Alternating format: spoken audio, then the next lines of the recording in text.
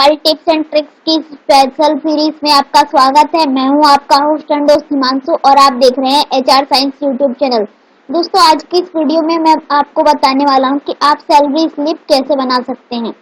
दोस्तों, अपनी पिछली वीडियो में मैंने आपको एक्सेल की हेल्प से बताया था कि आप एक्सेल की हेल्प से एक मार्कशीट कैसे बना सकते हैं। तो आज मैं आपको बताऊंगा कि आप एक सैलरी शीट कैसे बना सकते हैं, वो भी एक्सेल की हेल्प से, और वो भी काफी सारे इसमें फॉर्मूले भी यूज हुए हैं। तो अगर आप एक वर्कर हैं या ऑफिस में काम करते हैं तो दोस्तों आज की ये वीडियो आप ही के लिए है। तो चलिए देखते हैं इसको कैसे कर सकते हैं। आपको सबसे पहले दोस्तों अपना एक्सेल खोल लेना है, और अपना एक्सेल खोलने के बाद दोस्तों अगर आप सैलरी शीट बनाना चाहते हैं तो आपको अपने ऑफिस में जो वर्कर्स हैं उनके बारे में पता लगाना पड़ेगा। ऑब्वियसली आपको पता होगा, अगर आप पगार स्लिप्स बनाते हैं या कहते सैलरी शीट्स बनाते हैं, सो फ्रेंड्स उसके लिए कुछ चीज़ों की ज़रूरत पड़ती है, जैसे HRA, CA, DA और PF जैसी चीज़ें।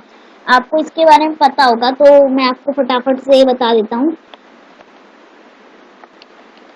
तो यहाँ पर कुछ चीज़ों की ज़रूरत पड़ती है, जैसे कि HRA, CA, DA और PF।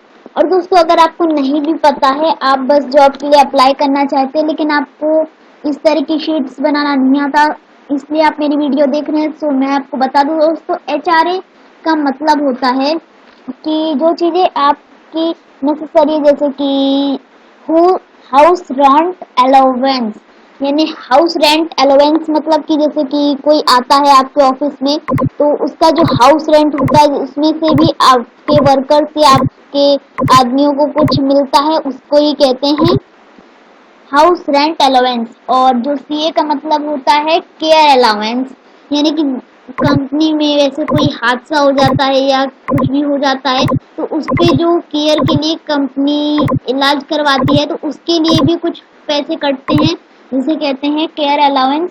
सॉरी दोस्तों, पैसे कटते नहीं, पैसे मिलते हैं, उसको भी कहते हैं केयर अलाउंस। और दोस्तों इसके बाद जो DA होता है, DA का मतलब होता है ना डेली अलाउंस। डेली अलाउंस का मतलब क्या हुआ? डेली अलाउंस यानी कि जो वर्कर है वो डेली उसका जो खर्च आता है, जैसे कि अगर आप एक कंपनी में काम करते हैं, सपोज आप वहाँ पर एक चाय पीते हैं या सुबह का नाश्ता करते हैं, आप रात को आए थे वहाँ कंपनी में काम करने के लिए और सुबह आप जाने से पहले एक कप चाय पीते हैं, या दिन भर का जितना भी आप वहाँ पर खर्च करते हैं, नाश्ता होता है, तो दोस्तों उसका भी सब कुछ मिलता है, उसी के हिसाब से फिर आपको दिया जाता है। और एक लास्ट होता है दोस्तों, ये होता है PF।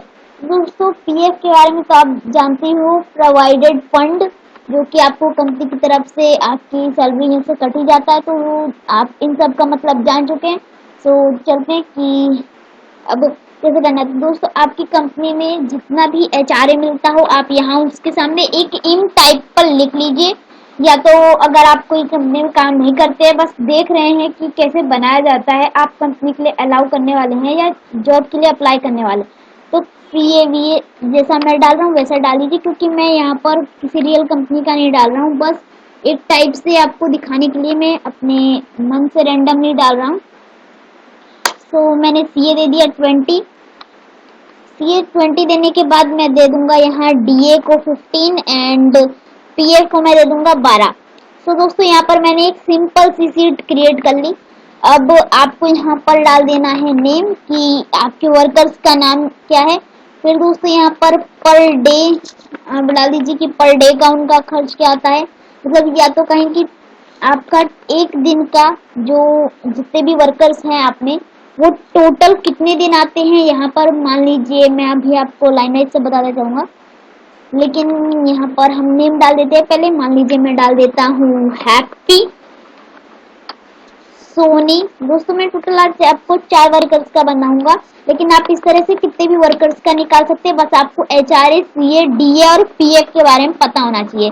कोमल और मोहित, इन दोनों का भी मैंने कर दिया। अब पर डे का मतलब कि इनकी एक दिन की सैलरी कितनी थी, जैसे मैं दे देता हूँ 200, इनको दे देता हूँ 300, इसको दे देता हूँ 200 एंड इसको दे देता हूँ 350। और टोटल ये लोग कितने दिन आए, दोस्तों टोटल में आपको बताना है कि ये लोग कितने दिन आए हैं। तो 25, फिर आएगा 24, फिर आएगा यहाँ 30, वैसे दोस्तों मैं अपने हिसाब से रेंडमली डाल रहा हूँ, तो आप अपने हिसाब से डाल सकते हैं। अब दोस्तों यहाँ पर आपको कुछ चीजें टाइप करनी है हेडिंग में, जैसे कि मैं डाल देता हूँ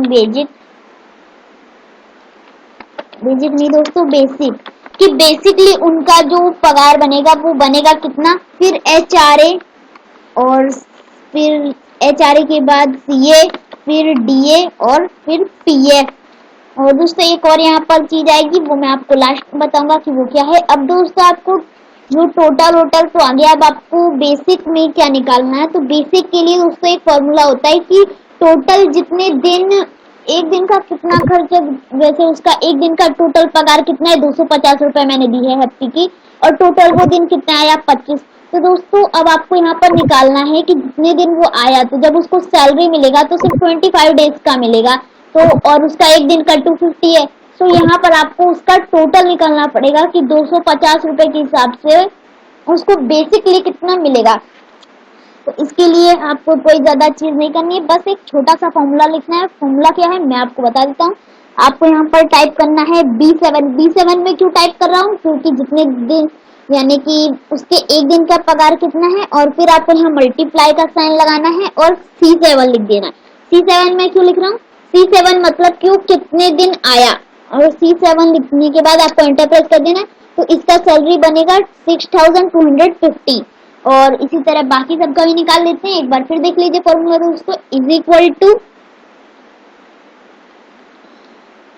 B8 मल्टीप्लाई C8, एंटर। तो दोस्तों इसका सैलरी बनेगा 7200। हम बाकी दो का भी निकाल लेते हैं, B9 मल्टीप्लाई C9,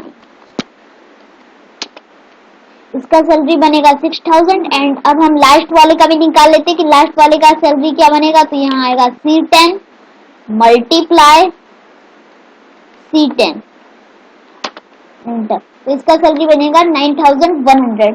सो दोस्तों इतना निकालने के बाद दोस्तों आपको बेसिक निकालना जरूरी है। बेसिक के बगैर ना आप HRA निकाल पाएंगे, ना कहीं तो HRA, CA, DA और PF, इनमें से आप कुछ भी टोटल नहीं निकाल पाएंगे कि कितना। तो दोस्तों आपने बेसिक या बेसिक कहें वो निकाल लिया। अब आपको HRA निकालना है। तो HRA कैसे निकालेंगे, HRA निकालने के लिए दोस्तों आपको यहाँ एक छोटा सा फॉर्मूला यूज करना पड़ता है, जिसका नाम है इज इक्वल टू।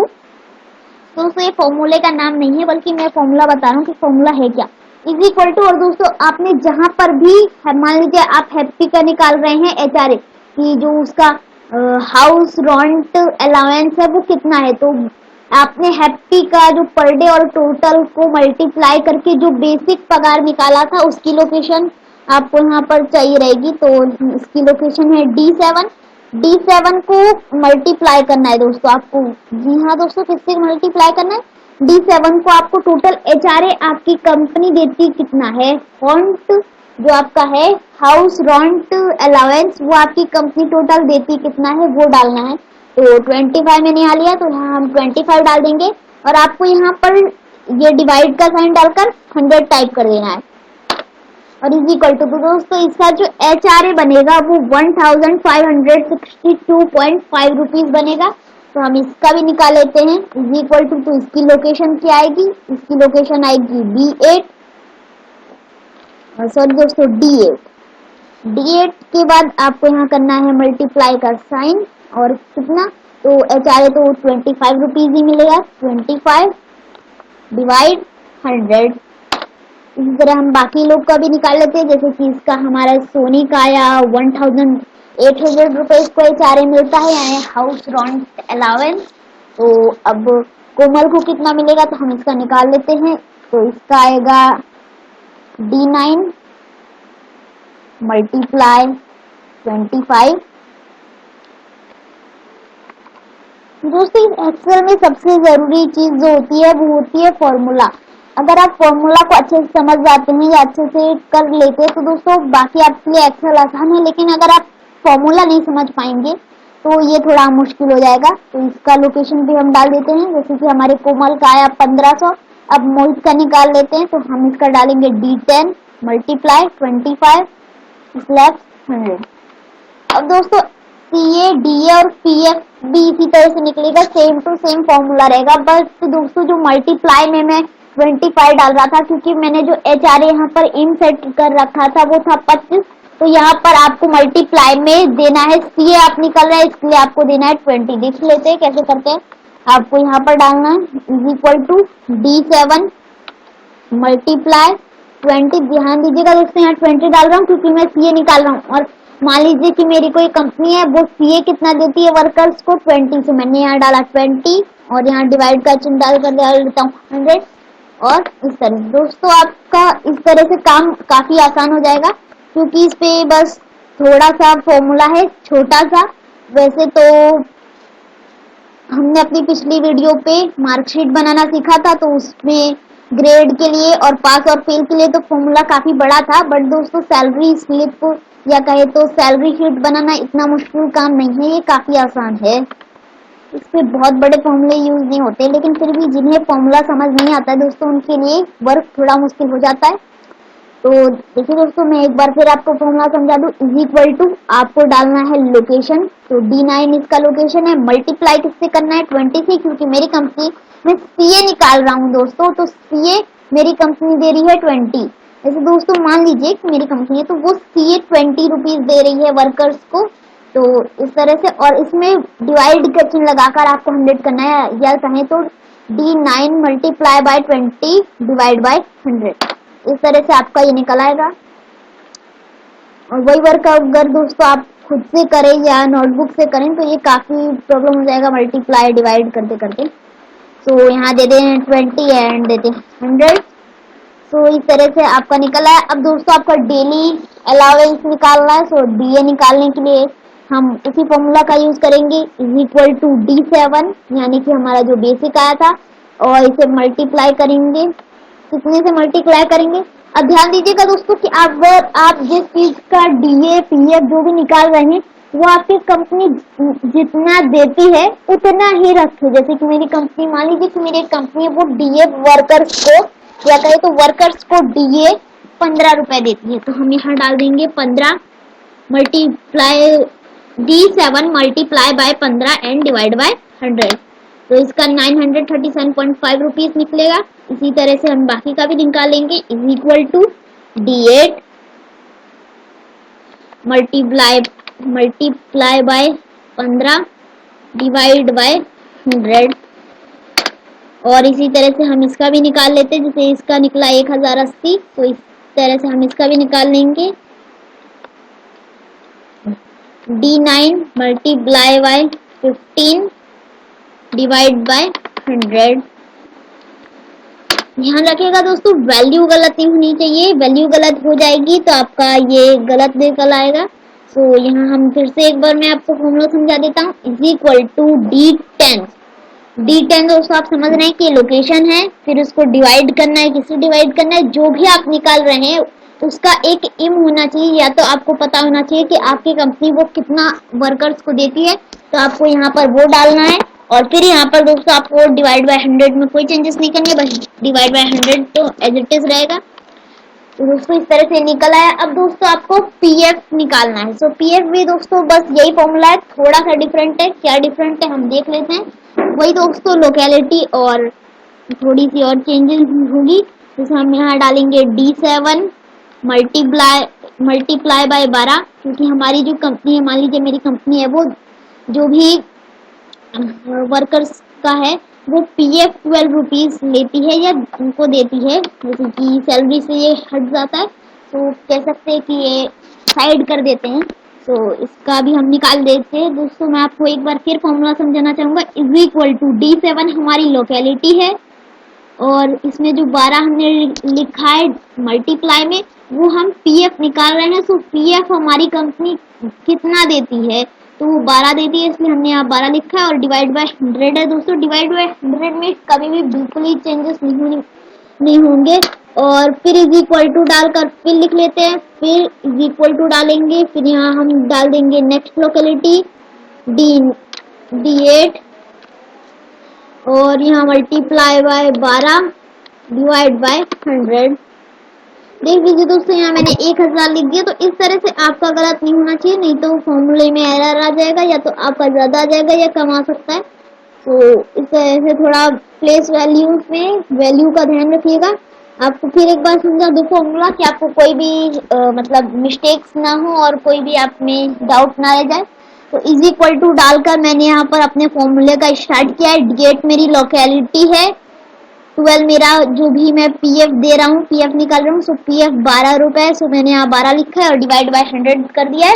इस तरह से हम बाकी सब भी निकाल लेते हैं। Is equal to D9 multiply by 12 divide by 100, और इसका निकला 720 इज इक्वल टू, हम इसका भी निकाल लेते हैं। तो इसकी लोकेलिटी है D10।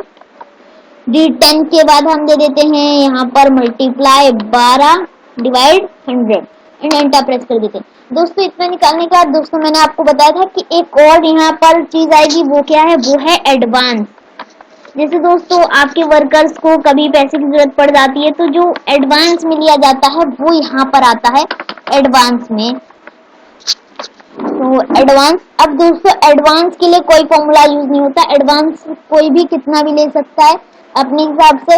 वैसे आपकी कंपनी में, अगर आप कोई कंपनी में काम करते हैं या आपका ऑफिस है, तो दोस्तों आपने कोई एम रखा होगा कि अगर कोई वर्कर, किसी को अगर इमरजेंसी पड़ जाती है, तो मिनिमम या मैक्सिमम कितना दिया जाता है। तो मैक्सिमम के अंदर ही आप किसी वर्कर की हेल्प कर पाते होंगे या करते होंगे।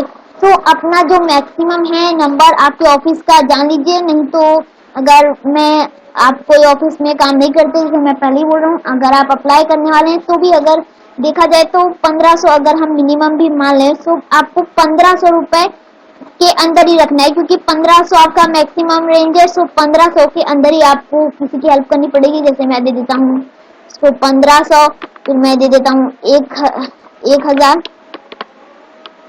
इसे दे देता हूँ मैं 250, और इसे दे देता हूँ मैं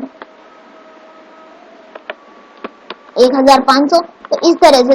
और दोस्तों इस पे टोटल जो निकलेगा उसका सैलरी, वो नेट पे होता है। तो दोस्तों नेट पे मैं आपको अपनी अगली वीडियो में बताऊंगा, क्योंकि ये वीडियो कुछ ज्यादा ही नहीं, बहुत ज्यादा लंबी होती जा रही है। सो दोस्तों हम मिलेंगे अपनी नेक्स्ट वीडियो में। तो दोस्तों पहले हम इसे सेव कर लेते हैं, आप भी उसी हिसाब से सेव कर लीजिएगा। आप दोस्तों सेव मत कीजिएगा डायरेक्ट, नहीं तो ये एक एज इट इज फॉर्म बनकर सेव हो जाएगा। तो आपको क्लिक करना है सेवर्स में, और आज का हम दे देते हैं इसको सैलरी शीट। हम डेस्कटॉप पे सेव कर लेते हैं। जब मैं अपना नेक्स्ट वीडियो बनाऊंगा दोस्तों, तो उस पर मैं आपको बता दूंगा कि आपका जो नेट पे होगा, यानी टोटल जो आपकी सैलरी निकालेंगे वो कैसे निकालेगी। आज की इस वीडियो में पार्ट 1 में हम इतना ही सीखेंगे।